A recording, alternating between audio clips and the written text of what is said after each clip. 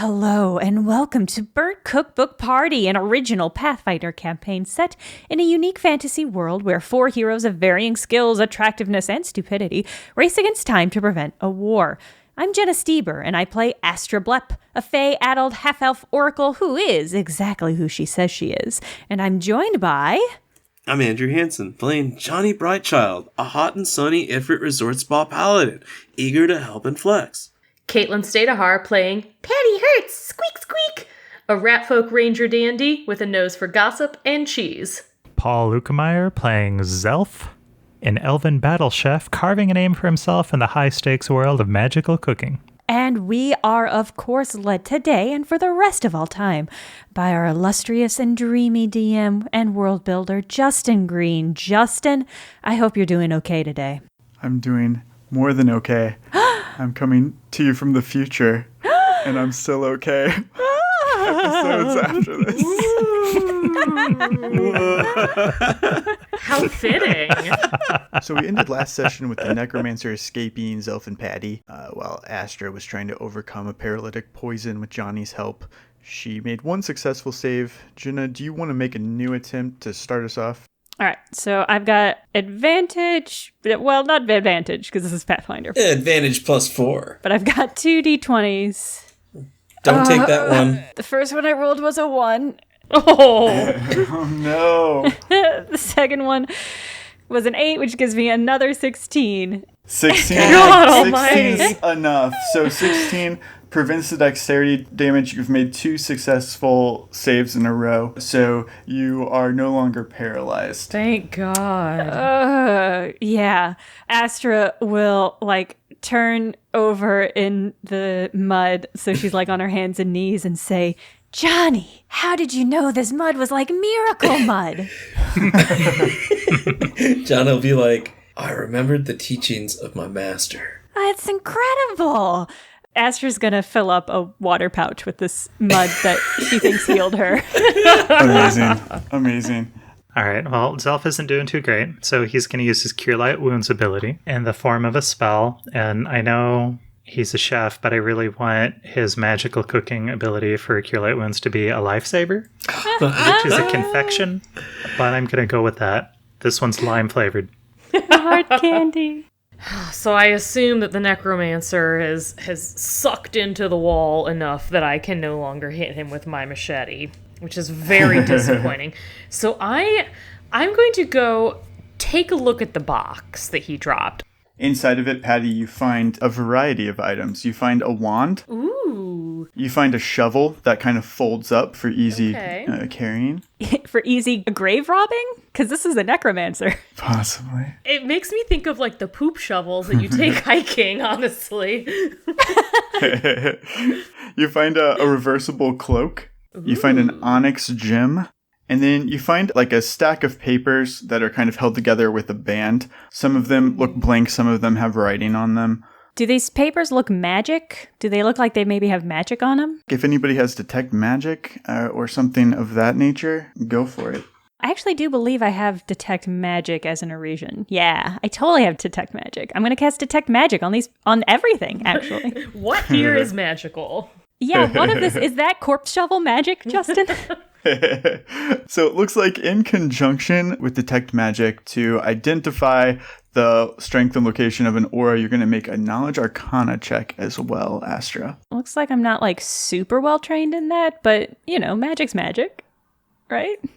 Yeah. I feel like you could probably also take 10? Probably not here, maybe crouching in this mud.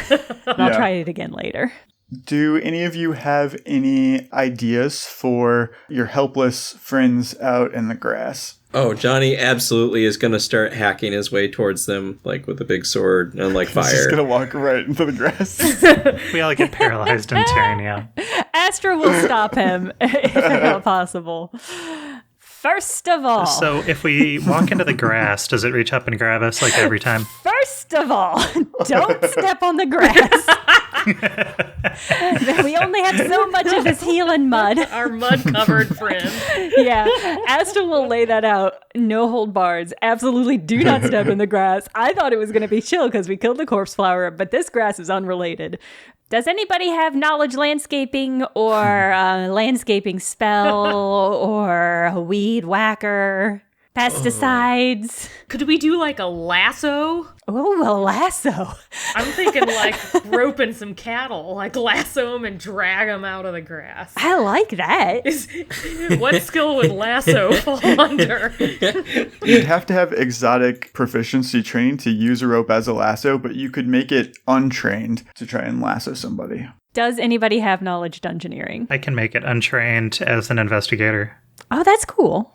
With my inspiration, I got a 16 on knowledge dungeoneering. What do I know about paralytic grass? Yeah, so you know that these are common in dungeons in this area, that they are mindless. They don't themselves feed on humanoids. However, they can paralyze humanoids and draw other carnivorous plants that are beneficial to them, such as the corpsanthemum. So they really just hold the bodies down so that other plants can come in and kind of pollinate them. If you can deal a good amount of damage to them, they will not attack you. But it would be per like patch of grass. Like as you travel through, you're going to have to keep hitting. If I light a torch and I hold the torch out, is that just going to burn the vines a little bit? Or is it going to ignite a fire that is going to burn our friends? I would say that they will catch on fire rather easily. And how it spreads, we'll roll for that. I like that. Andrew's like, let's go for it. Yeah. That's plan B. We've got a machete, which is literally made to cut through undergrowth. That's true. I do have a machete. That is its purpose. Zelf probably has like some poultry shears. Yeah, and Johnny's got a giant fuck-off two-handed sword. And I've got a heart to encourage all of you in all of this weed whacking. I'm going to be over here in the mud, but I trust you guys to do a great job. Someone needs to supervise. So you guys working together? Are you each grabbing one person? I think we should work together. I don't want to end up paralyzed in the grass. It's not good. Yeah, I think it's too dangerous. No one will help me. So working together, the three of you use your machetes and swords, various objects, to cut through the grass and rescue these individuals, pulling them to safety. It takes a bit of time for them to come to. Some of them have been here longer than others. How many people do we have? There are 4 people in total. I've got a little bit of heal. Can I make a check to see if anybody is in really bad shape or if we can do any short-term treatment? For sure. Johnny would like to assist Zelf in his first aid or assessing of the patients. With Johnny's help, that's a 12. I got an 18. Like, as I'm pulling these people out into the mud, like the special healing mud, I'm like, Can we take Johnny's instead? He's the party healer. wow, Zelf, like, that's really great the way you're carrying him, but, like, I don't know if he can breathe yet on his own, so let's not lay him on his face. Great. Awesome. Self laid him face down. He's so lopsided. Just dragging him through the mud, face down. You guys are able to identify exactly what the poison has done to these people, who's in the worst condition, who's going to need to actually be carried out of here. 2 of them can't speak yet. To metagame a bit, you know, their dexterity actually went down to 1 and they're actually paralyzed. So they're going to need like actual long-term care to recover. I have Cure Light Wounds, and I have enough spells that I can cast it on all 4 of them. That's not going to do shit for their dexterity, but Yeah, that's true.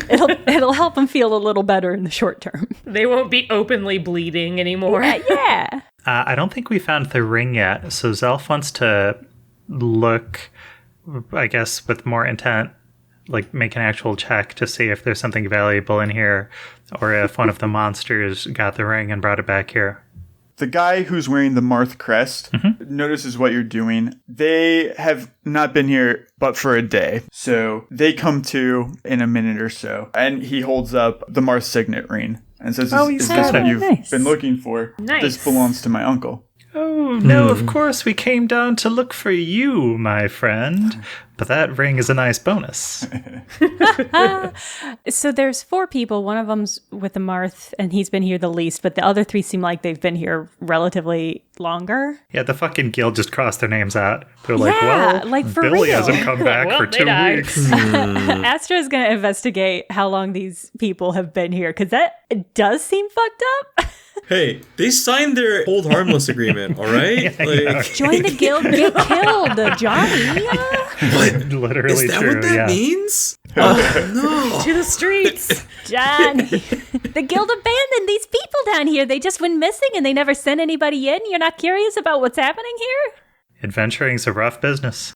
It is a little suspicious. Like, I feel like definitely in a town full of adventurers and people trying to do good, like, it would have been noticed if, like, somebody went missing for, like, 2 to 3 weeks. And yet, I'm just saying.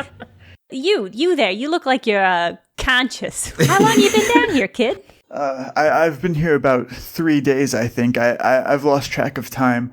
My name, people have come and went for what feels like ages. What was your name? You almost said it and then you didn't. What's your name, kid? I don't have a name for him. Well, then why did you off Justin? I know, I was going to come up with Rookie something, but then I didn't. He's a low-level noble from Alatir. How about Sheraton?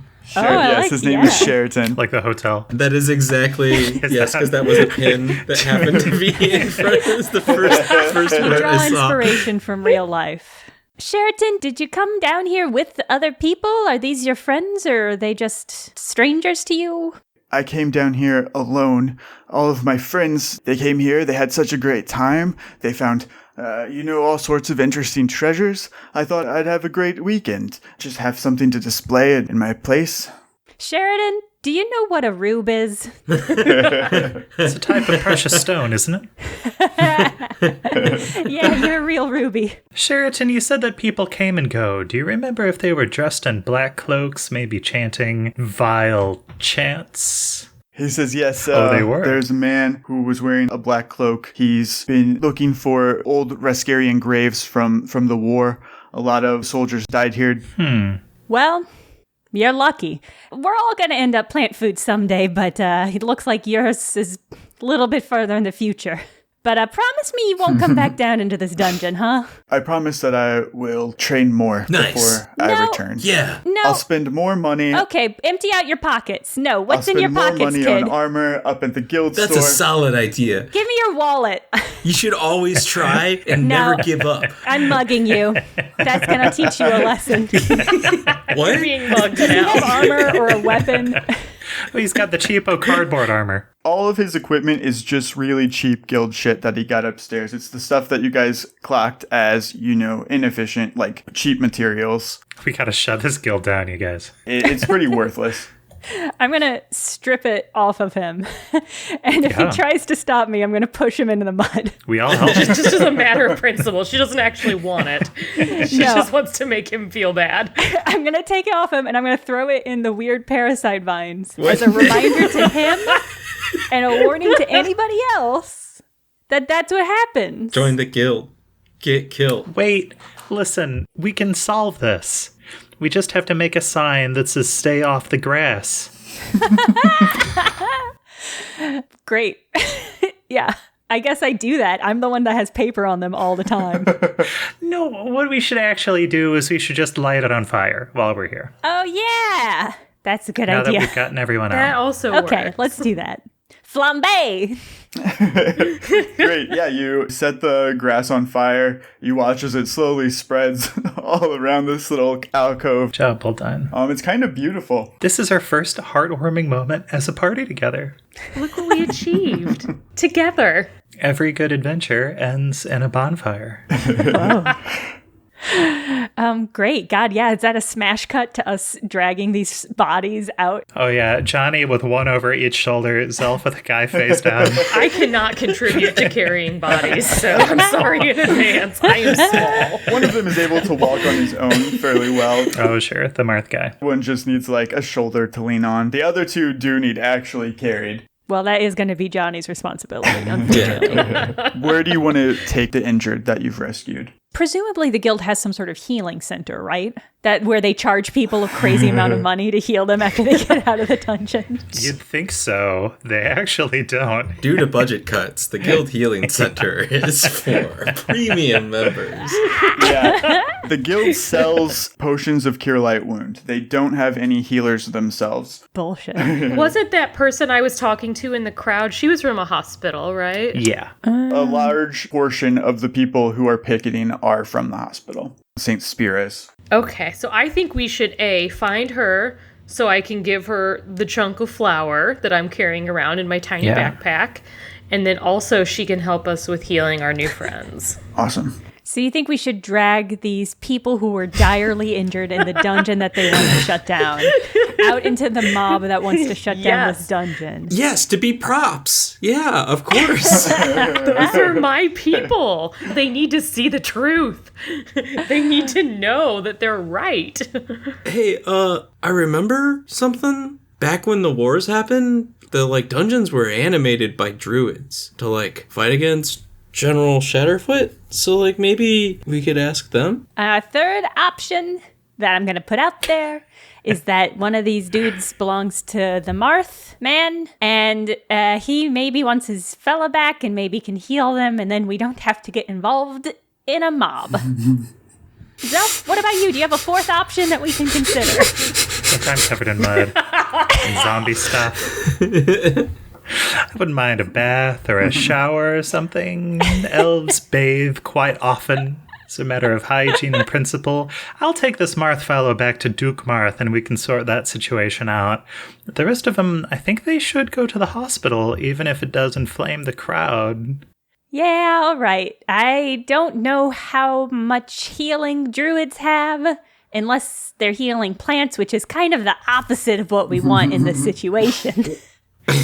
I love the druid angle, but if you don't know where they are, we shouldn't drag these two people and go look for them. It's just kind of a random thought I had that they might... Anyway, I'm sorry. Oh, Johnny! You don't have to feel sorry.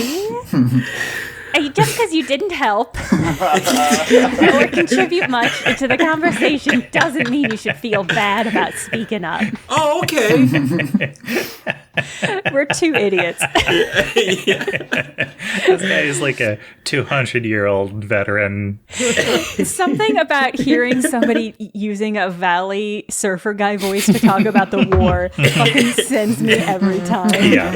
Oh my god. So as you guys walk out the front door of the Adventurers Guild, Patty, you've got the weekend guy just kind of leaning on your shoulder as you stride up. Patty's exactly the right height to be used as like a cane. He's getting escorted. Yeah. Behind you, Johnny is carrying the other two just over his shoulders. The crowd is in awe of you. This is kind of like a triumphant return of the person who's championing their cause. Do you want to say anything to your adoring public? Absolutely. So Patty's going to look around the square. I can only assume we're in a square where everyone is gathered outside the Adventurers Guild, and she's going to find a platform, and she's gonna lean her little injured friend up against the platform. She's gonna scurry up to the top, and she's gonna stand on her little rat tippy toes, and she's gonna say, "My friends, my people, we must stop the exploitation. We must stop the Adventurers Guild. Look at what they are doing. Look at what they are doing to our brothers." And she's gonna gesture down to the injured man, and the crowd loves it. They really do. Even though he said it's fine to work the crowd up, the large crowd does make him kind of nervous, so he tries to pick out Duke Marth and give him the come over here gesture, the nod of recognition from across the line. Not come hither eyes, but a come hither gesture. No, not the Duke. Saving that. You lock eyes with the Duke. He knows immediately what that means. He prefers, private interaction anyway, away from all of this riffraff. As Patty kind of gives you distraction cover for your exit, you meet the Duke around the side of the Adventurers Guild. The Duke, he's kind of flustered in a way that you haven't seen him before. Definitely he's grateful, but he's like, my nephew. Thank the Lord that you found him. I was so concerned. Oh, good. When he claimed he was your nephew, I didn't know what to make of it.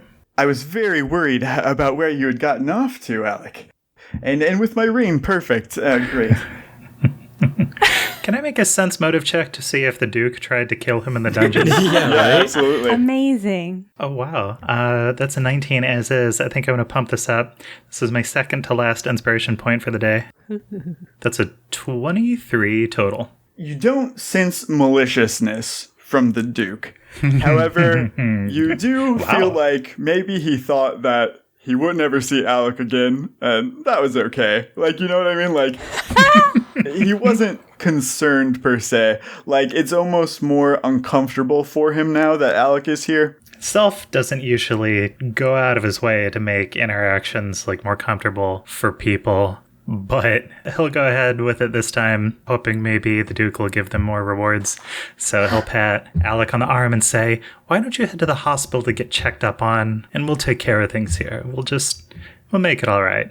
Go ahead and go." Yeah, Alec nods his thanks, leaving you and the Duke, just the two of you. Self will say, "Well, it was a little late, but the ring is promised, Your Highness." Of course, I appreciate your services, Zelf. The ward of the chairman, of course, knows his stuff. He gives you 500 gold. Very nice. All right. Zelf waits till the Duke turns his back to bite a piece, make sure it's good. It's chocolate. Oh, it really is the Duke of Mjolnir. I think Astra probably wanted to avoid the crowd and so probably stuck around and observed that interaction. And so is going to sidle up to Zelf and say, "Wow, it's a nice purse you got there for the work that our whole group did." Please, it's a man bag.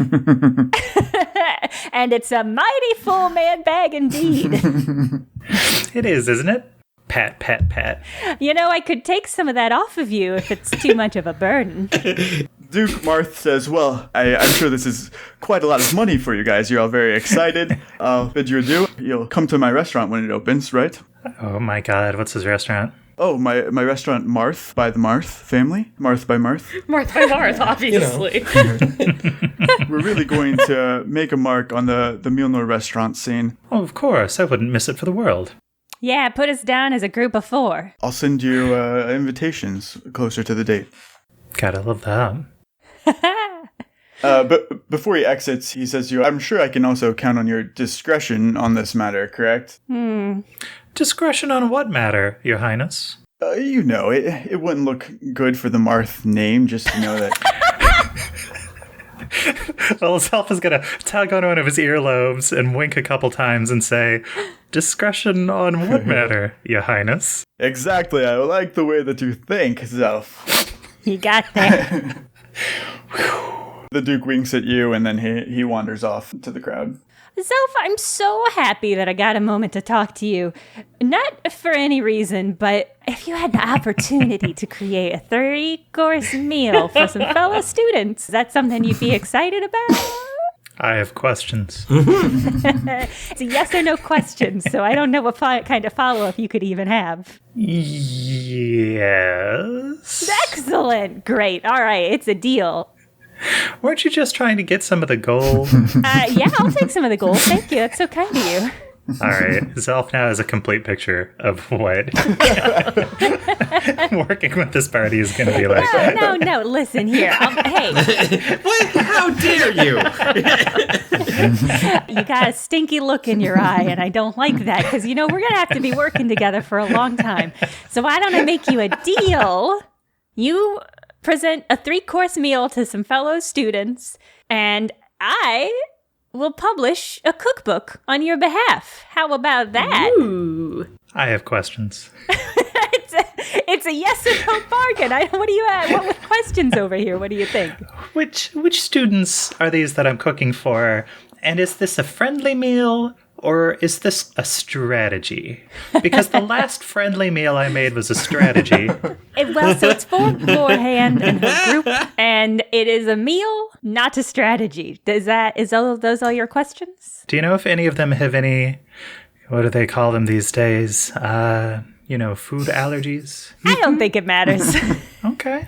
I'll ask. I'll need to source some local ingredients. Oh, wow, this is a real deal, huh? Listen, I think you can figure it all out, but it sounds like we have a deal. I'm going to publish your cookbook for you as a favor, and then we'll work out the details on royalties and percentages later.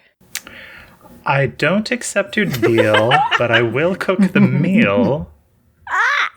When is this going to be? I'll have to write out a menu. Listen, I'll let you know. Maybe Glorhan died and then we don't have to do this.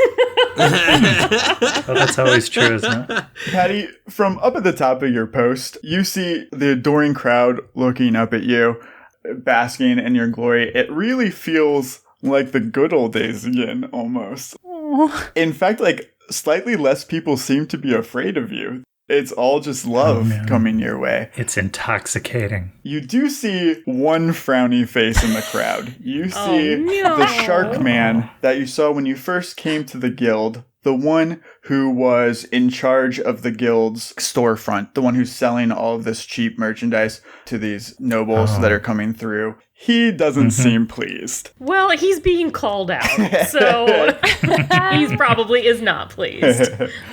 After you bask in the glory for a while and you make your way down from the post, Tahara Warsall, she comes up to you, thanks you again profusely for your help. She takes the tendril that you got for her. I know firsthand now how the guild is mistreating these poor adventurers, misleading them, sending them into dangerous dungeons with shoddy armor and no training and no skills. You're fighting the good fight, sister. Keep it up.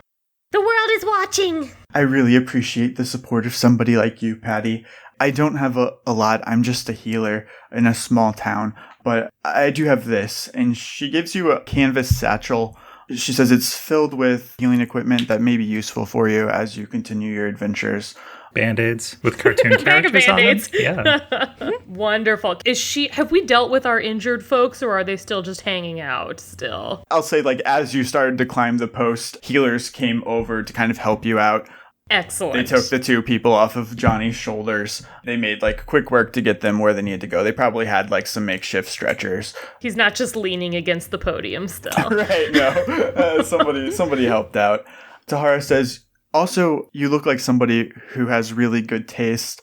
I'm just looking at your shoes right now. They're so adorable. Thank you. My husband, Taft's father, he has a store here in Arrow Peak. It's called Warsaul's, but instead of S-O-U-L, it's S-O-L-E. Yes. Justin. Yes. He's a cobbler. You should check it out. I'll let him know how you helped us, how close you are with Taft, and I'm sure he'd give you discounts on some shoes if you ever wanted.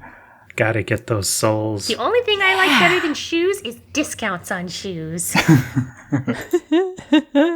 Patty's an icon. Yeah, so you part ways. Who would know anything about local necromancers?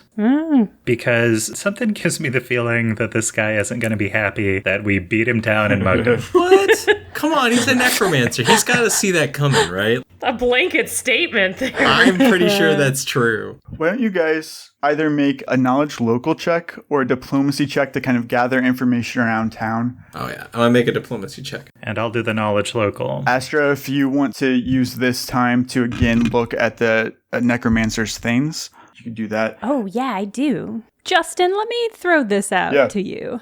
I have a spell called Read Magic. Okay. And if this is written papers, that feels like that might be a good option if there is magical inscriptions on them. Somewhat related. Who wants to carry this folding poop shovel? Because it weighs 12 pounds and it's maxing out old Patty over here.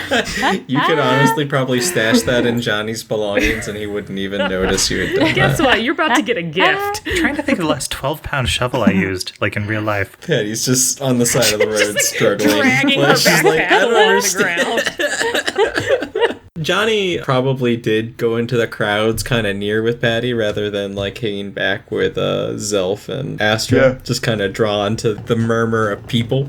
He can easily like find Patty just sort of struggling like pick up the bag or whatever. It's like, hey, how you doing, Patty? The shovel's so heavy. So Johnny's angle for gathering information about the necromancer, looking for like old bodies from the Rascarian Wars and Battle of Arrow Peak, like all these other things are sort of going through his head, and he's like, Patty, I think I need a drink. I like have this kind of urge to like be around people. You kind of like vibe with them. Would you like hang out with me while I do that? Brother, that sounds like an amazing time. Let's find the local watering hole and tie one on. And so, yeah, Johnny is going to go look for old, washed-up military vets, essentially, and is going to talk to them about any shady, seedy things that they might have heard about, or if they have any hatchets they haven't totally buried yet, what with all of the stuff going on with New Haven.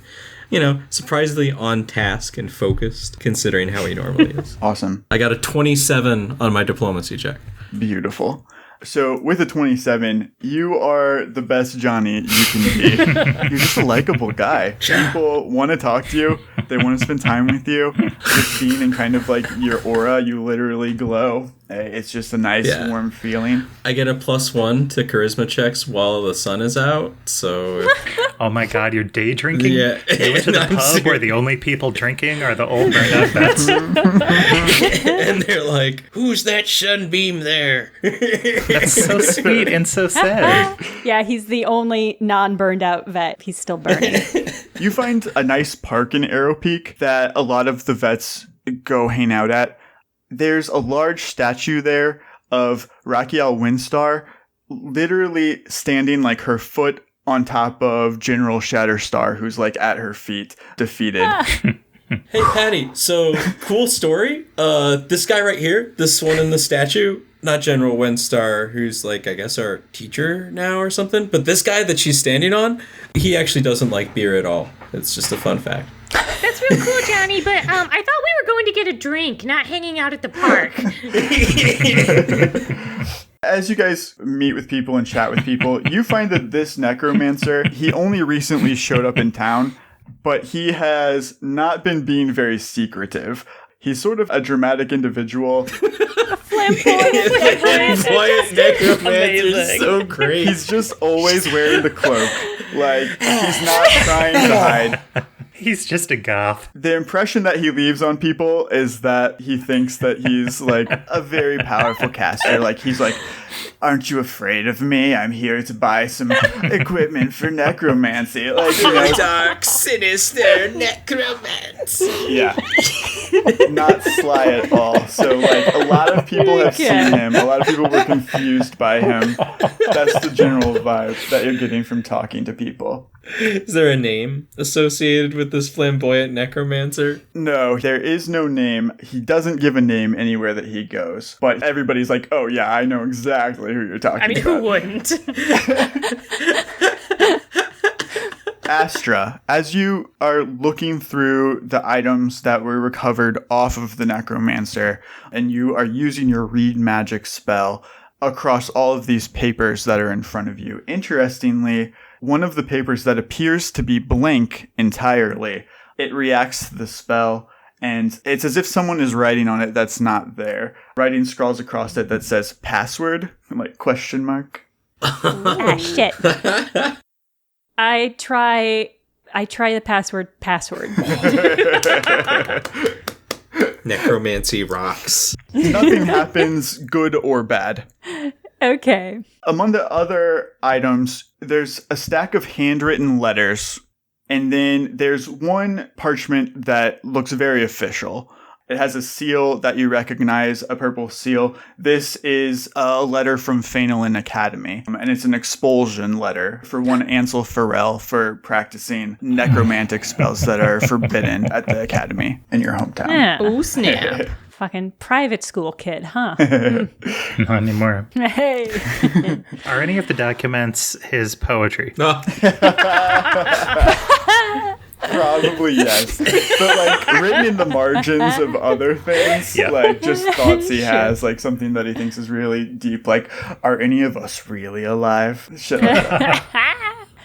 We're going to collect those and publish them. Excellent. Well, Astra hates him immediately with a very deep fury that she's not willing to investigate, but which I, as her player, know is based on the fact that she was not accepted to Phenolin Academy for reasons that she's not going to get into right now. But Wow. she's just like instantaneously, this fucking kid got into the academy and then fucked it up so bad he got expelled. What a fucking shithead. She hates him so much. And his poetry sucks. She's gonna beat the shit out of this kid if she gets a chance.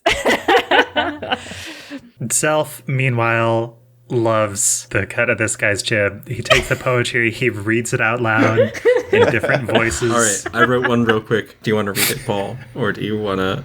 Andrew, I want you to read it, and I want you to read it in the voice that you think Justin should do for Ansel. Yeah. Okay, hold on.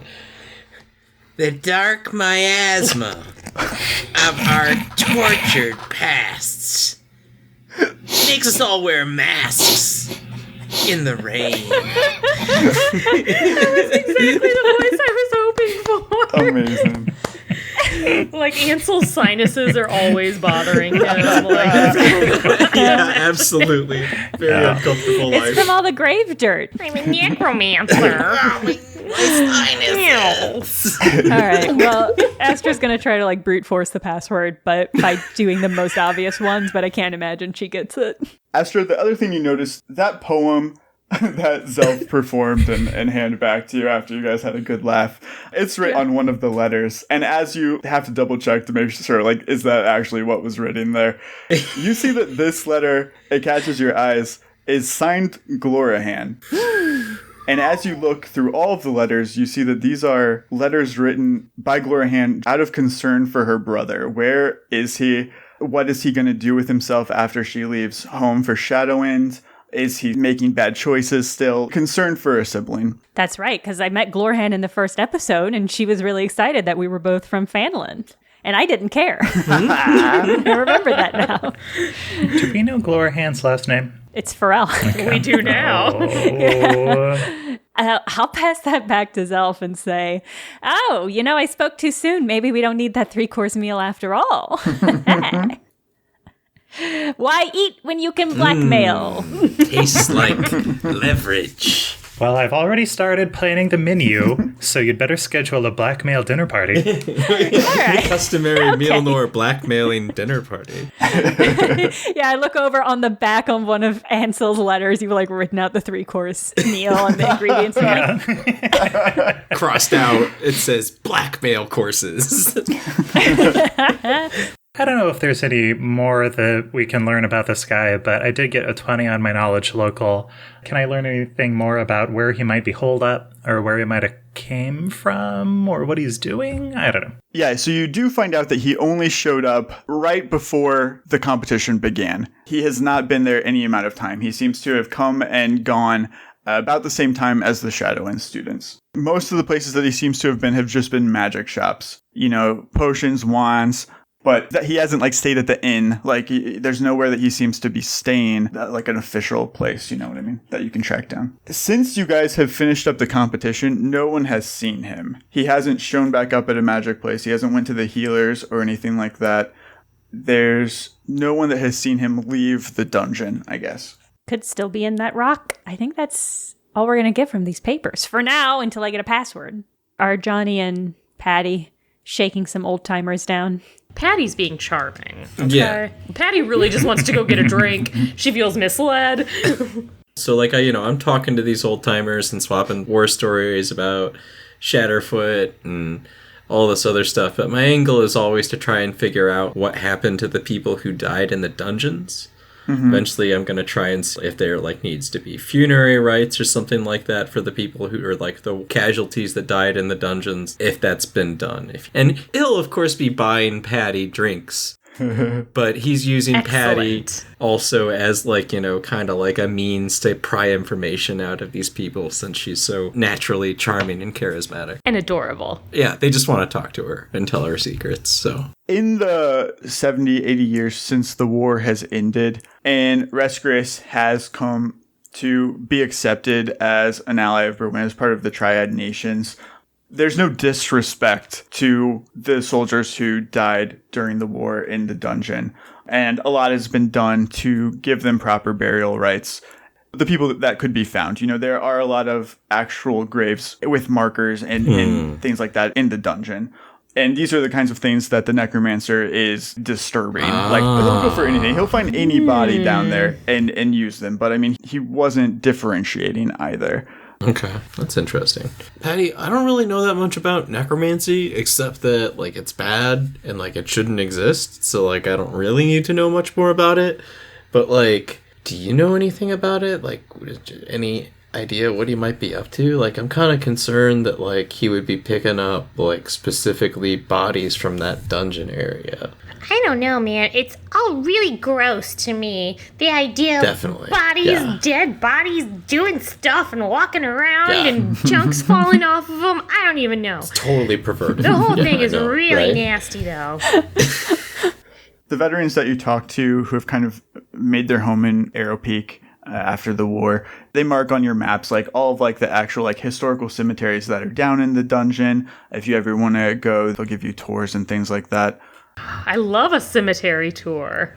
We can even say that you do go on one with them and you see some of these things. You see all the, not just Gavilan, but other of the good gods as well. There's Idon, Selinus, like a lot of different gods have different things there for the deceased soldiers. You know, this then begs the question, like, it's like, you know, and like, I'm not expecting you to know this, but like, sorry, you're not the only like person I've talked to about this, but like, whenever I would ask about this necromancer guy, like, everyone knew about him. So, like, if people knew there's this necromancer, like, creeping around on bodies and stuff like that, like, why isn't anybody trying to stop him? Like, why aren't there, like, guards down here or anything like that? He tells you it's few and far between that anybody is brazen enough to come after these cemeteries because they are protected by the guild, and the guild does a decent job. They maintain them.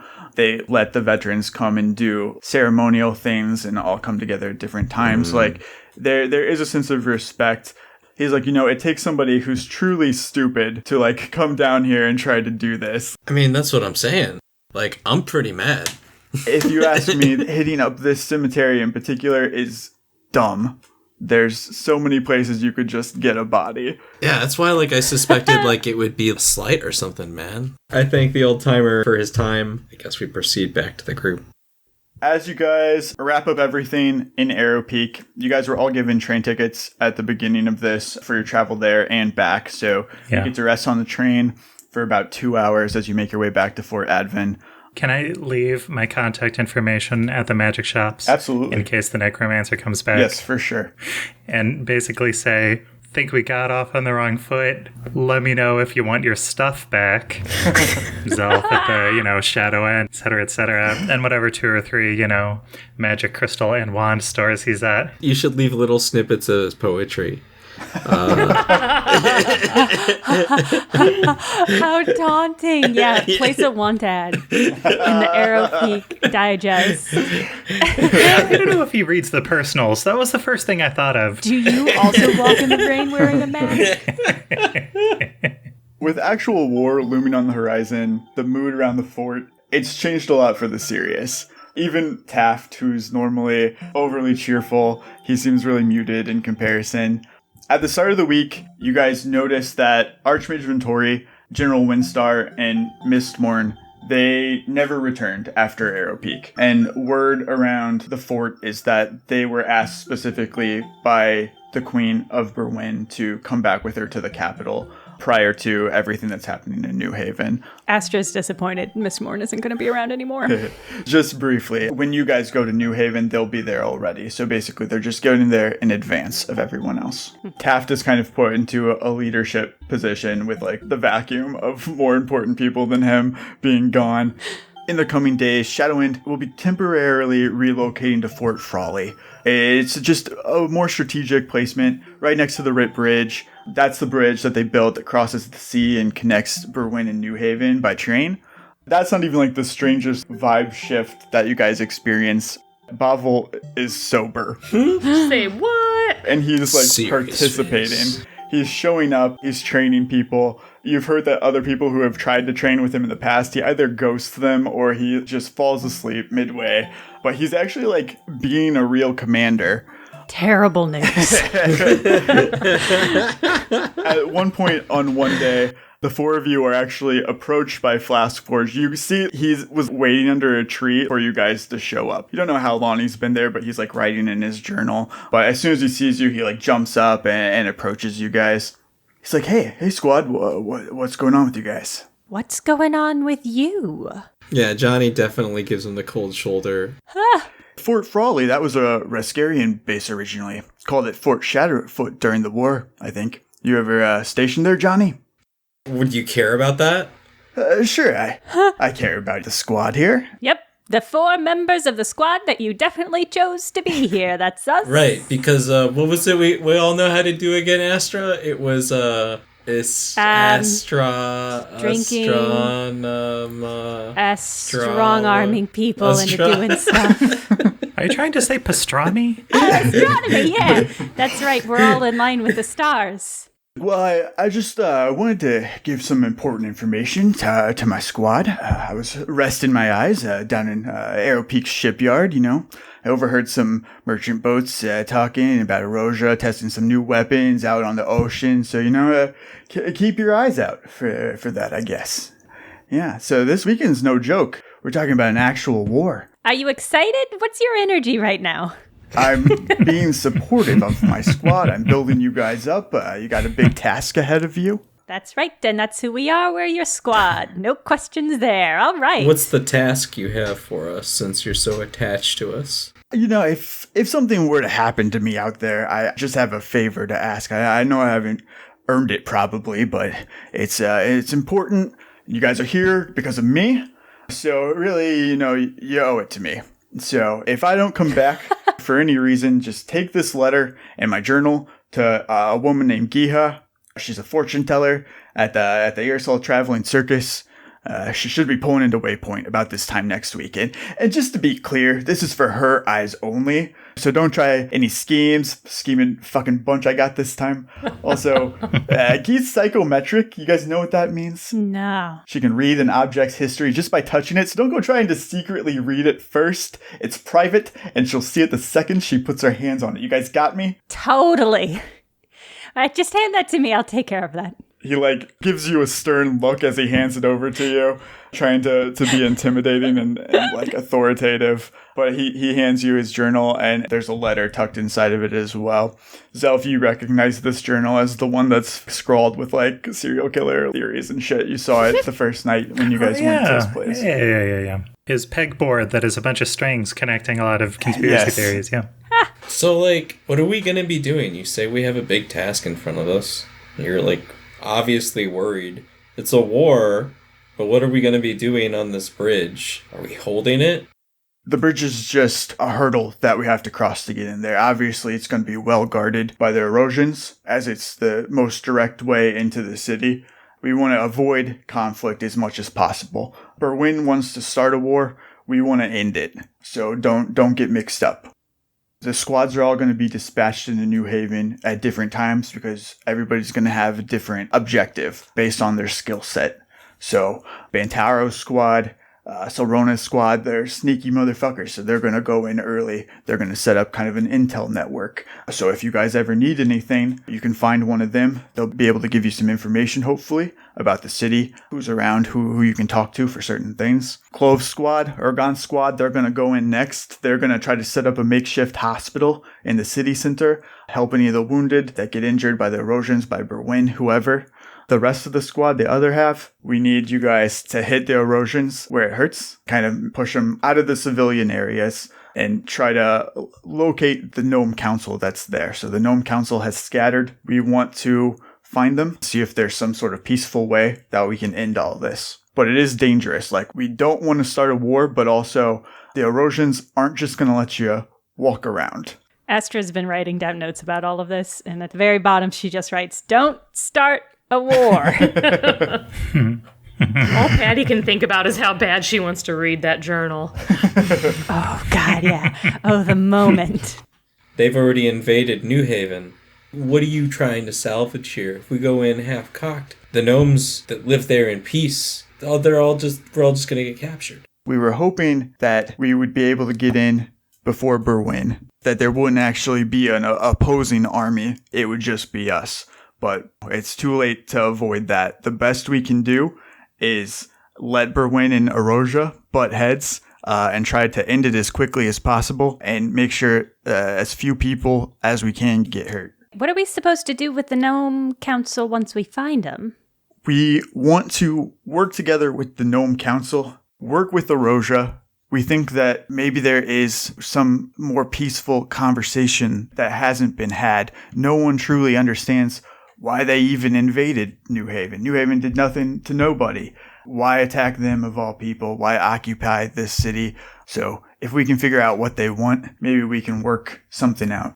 Yeah, that seems really reasonable. I'm certain we'll be good at all that talking stuff. No worries. Astra's panicking. What are you going to be doing? You let me worry about that. Vague. Thank you. How mysterious. Wow. He's so hard-boiled. You just talk to Taft. He'll work with you. Great leadership. Well, I need to sleep because I've taken a lot of dexterity damage, so when do we leave? In a couple days. So you guys are going to leave on Thursday, or 4 day, my apologies. Thursday? What the fuck's that? 4 day in the morning. I don't So know. you guys know on 2 day, that's when the rogues and the bards will leave. Okay. And on 3 day, that's when the druids and the alchemists, the crafters, will leave. And then the rest of you, Cassian's squad, Glorhan's squad, Taft's squad, will go on 4 day. Excellent. Before Bavil leaves, can I make a sense motive check? I want to try to glean something from his heal of face turn while he talks to the squad. And with my inspiration, that is a 17.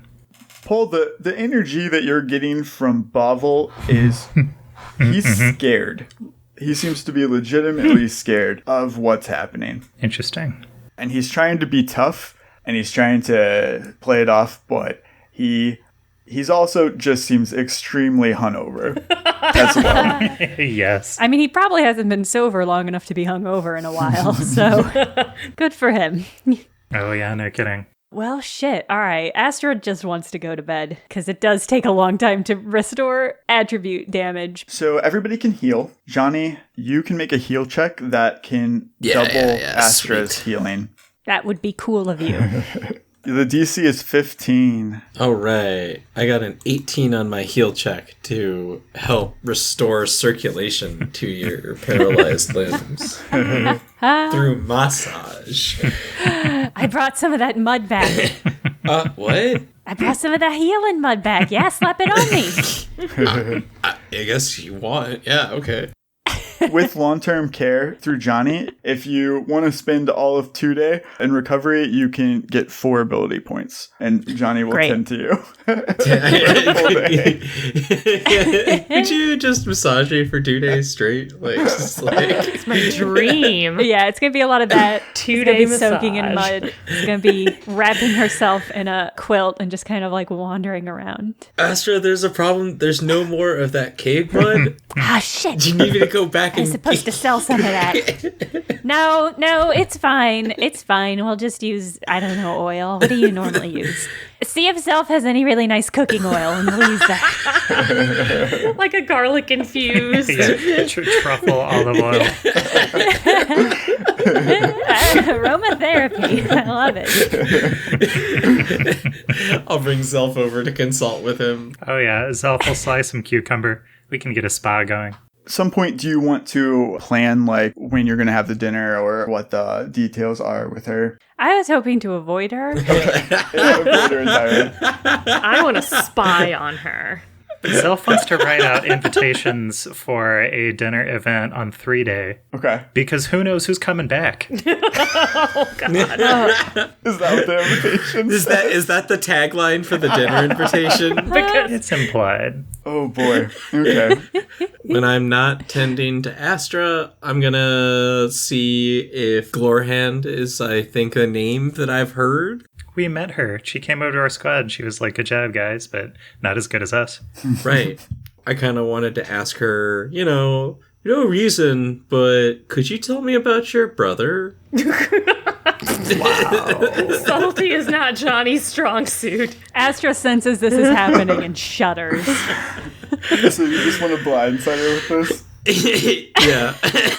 Hey, I know we've never really talked before or anything, but could you tell me about your brother? Oh, sweet dum-dum Johnny. Do you want to make a diplomacy check? Is that what you're Yeah. trying to be? Diplomatic? Yeah. I'm trying to be charming, I think. Oh, it's working.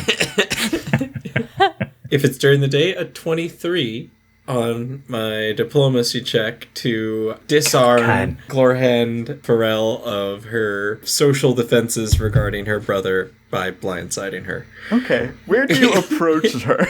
Do you get her alone, or do you do this in front of her friends? It's got to be the breakfast buffet, right? Yeah, I was imagining I would catch up to her in the breakfast line. Okay. Yeah. All right. Are you delivering the invitation, or is there just That's no perfect. other... Yeah, I can totally deliver the invitation, and if Patty wants, she can come along with me to spy on her. I want to spy on Glorhan, like, when she's not in public. I want to, like, peek through the vents into her room. We're going down that road. I don't trust this bitch. I will try and maybe, like, casually bump into her, like, in a hallway. I'm not gonna, like, ask her in front of her friends because I don't think that she'll be very forthcoming with that. Because Johnny has tact. I guess the question is, does Johnny know what he's doing, putting her on the spot, or not? I don't think he really has an understanding that he would be putting her on the spot. So when he hands her the invitation, it's like, this seems like a good opportunity as any. I'll just totally ask her about her brother right now. He lives his life so transparently. Why wouldn't everyone? Yeah, exactly. Glorhan is fully caught off guard as she accepts this invitation from you that says, who knows who's coming back at the barracks with you guys. This is supposed to be a reward for her, but it's just kind of fucking weird. She's caught off guard, but you are charming. There is something charming about the way that you do this, an innocence to it that... She doesn't get offended, I guess. She's definitely caught off guard. Nice. But she doesn't think that you're being hateful towards her or mean anything bad. Yeah, like, I'm not trying to Gossip Girl smear her or anything like that, or spread, like, evil rumors about her brother practicing necromancy. But I do want to know about her brother who may or may not practice necromancy in the event that, I need to knock him out. Glorhan says, I guess I shouldn't be surprised. Astra is from Fainlin as well. She probably heard about it. The expulsion, we tried to keep it quiet. Oh, did she go to school with him? She may have. I did go to school with the Blep. Maybe they were related to Astra. I'm not sure. I don't know if the Bleps are they a large family? Genuinely forgot that we'd named my character's last name Blep. The Blep family. I'm really being forced to confront some choices I made about my character before we were really in it. Oh, wow. I didn't even know that Astra might even have any siblings. Or, like, even a family, I guess. Speaking of your family, My brother Ansel, he's troubled, I guess you could say. He really is a good person at the end of the day. He's just made some bad choices.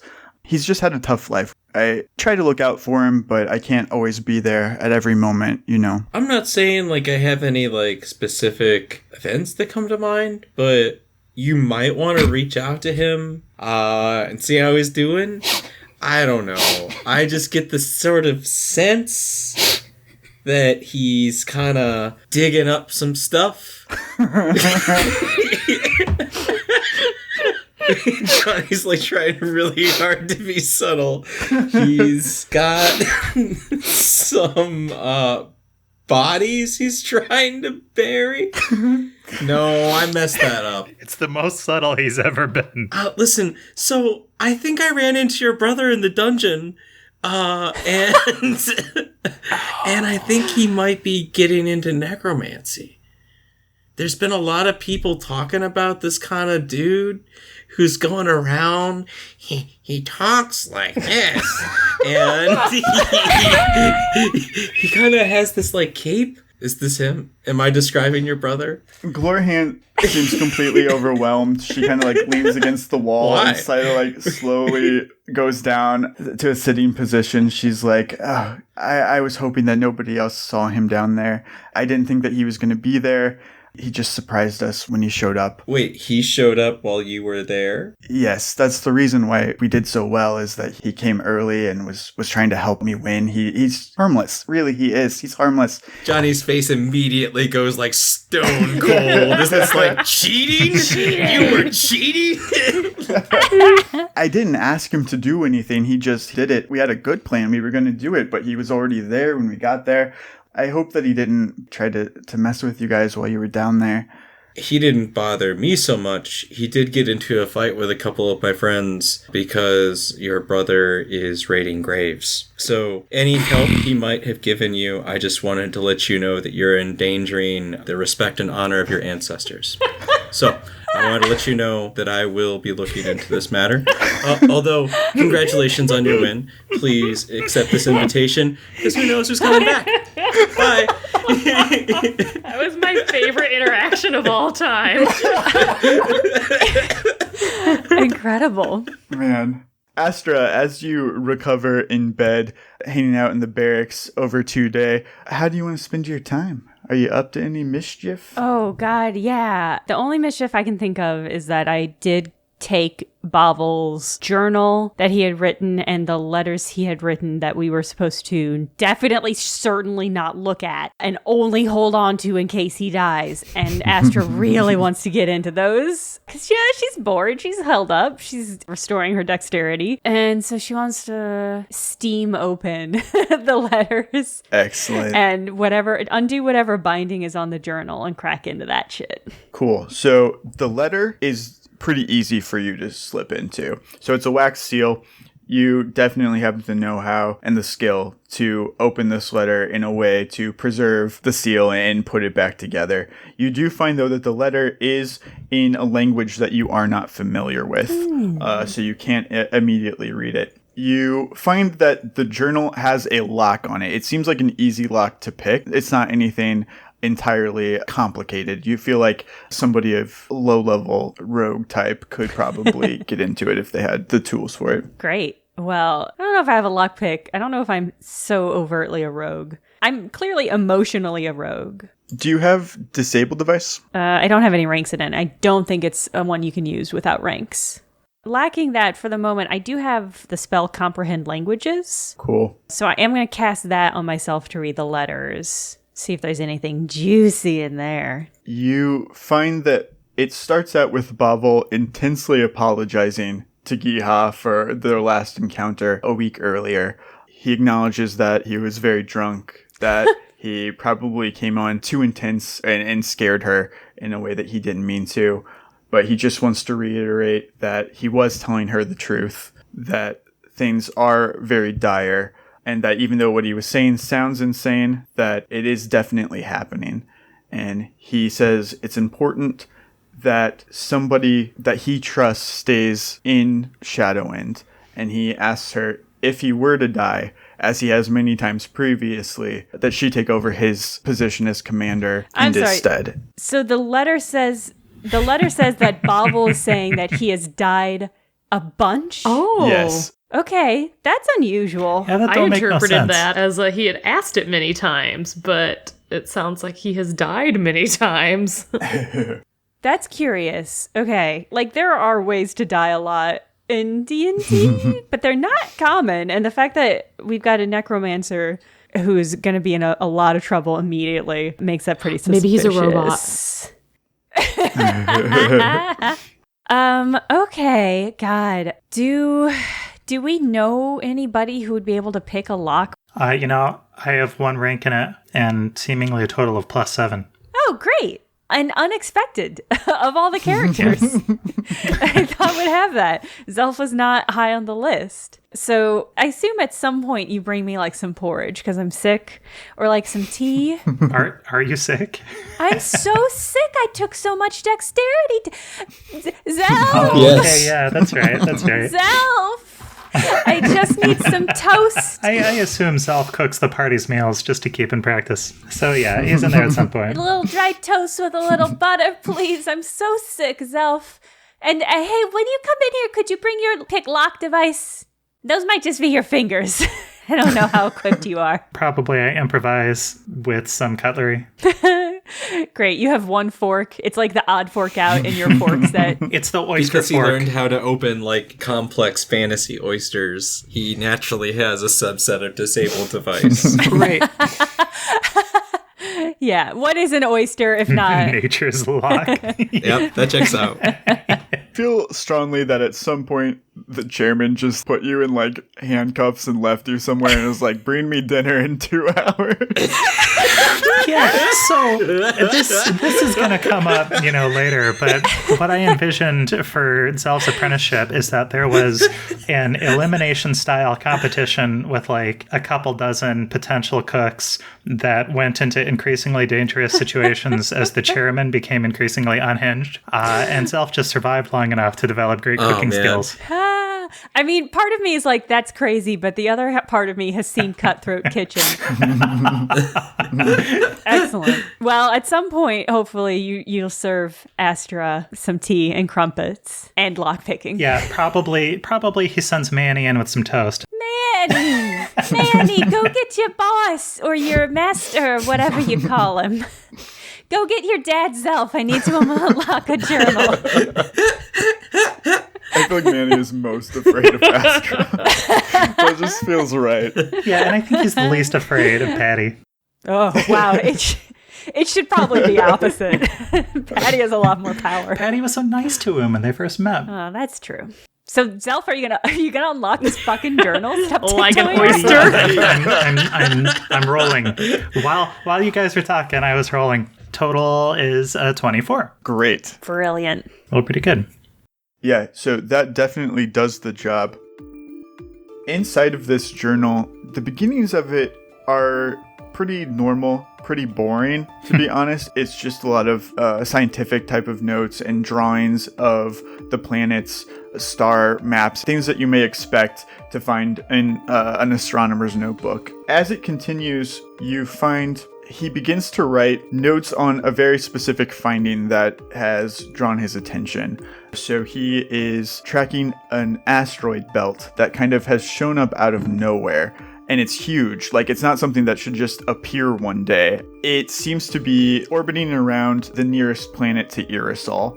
And he's interested in it not only because it just suddenly appeared for no reason, but it doesn't seem to be affected by the gravity of Irisol at all. And so it intrigues him. And so he reaches out immediately to other astronomers that he knows.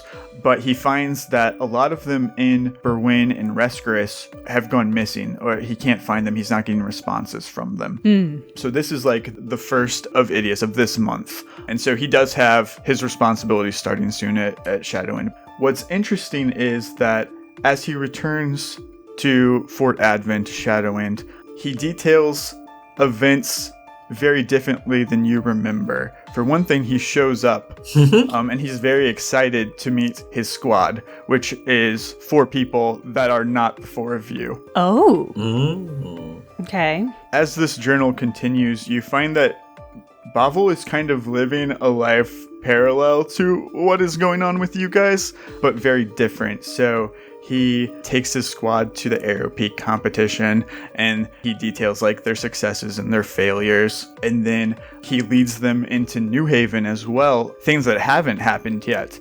And he is talking about all of this stuff that he can't possibly know. Astra, as you flip through the journal, one thing that you notice is that it seems to be repeating itself. Like sometime around the end of the invasion of New Haven, sometimes even during the invasion of New Haven, the journal entries stop, and then they restart again on the 1st of Idius. The other thing that you notice just from cursory glance through this journal without reading the whole thing is that towards the end of it, BOVIL seems to sort of start giving up. And so the entries stop being like detailed accounts of his time and just lists of new squads that he's trying. So just the names of 4 people he's just throwing out there to see if things are any different. And then he'll write next Holy to it maybe shit. like died, crushed, something like that. Is the last entry a list of our names, No! Justin? It is indeed. Justin? I hope it doesn't indicate crushed. It's probably Blake so He far. hasn't tried us yet.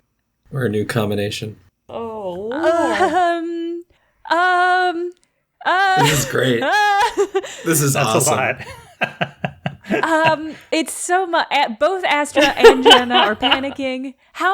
If you had to guess, how many entries are there? If you had to give me a guesstimate. I would say there's 20 detailed loops where he's really trying. And then there's probably a good 60 just lists. Holy shit. No. Holy shit. Okay. So roughly from where it starts to when it ends, how much time is that? Like weeks or months? So normally he makes it about 2 months at best. So this is years. So about 10 years have passed for him. Yeah. I'd be drinking too. Fuck. Shit. The one thing that's clear is that Bovill himself does not have any memory of the events other than what he's writing to himself in the journal. Okay. He's able to track how the asteroid belt is moving, and the asteroid belt and the journal seem to be the only things that are not affected by this. So the asteroid belt will continue to move normally, even as things Lord kind of have mercy. reset. The normal rotation to get all the way around the planet is like 2 years. So he's able to track, at the start of each of his loops, a year has passed, even though it's just the same day again. One thing that you should know that you do get a general idea of is that Glorian dies every time. She dies every time at the invasion of New Haven. It's pretty much a guarantee. I don't know why I laughed. Paul also hates Glorhan. Just when we She's thought fine. our interactions with Glorhan could not be more uncomfortable, we now have this.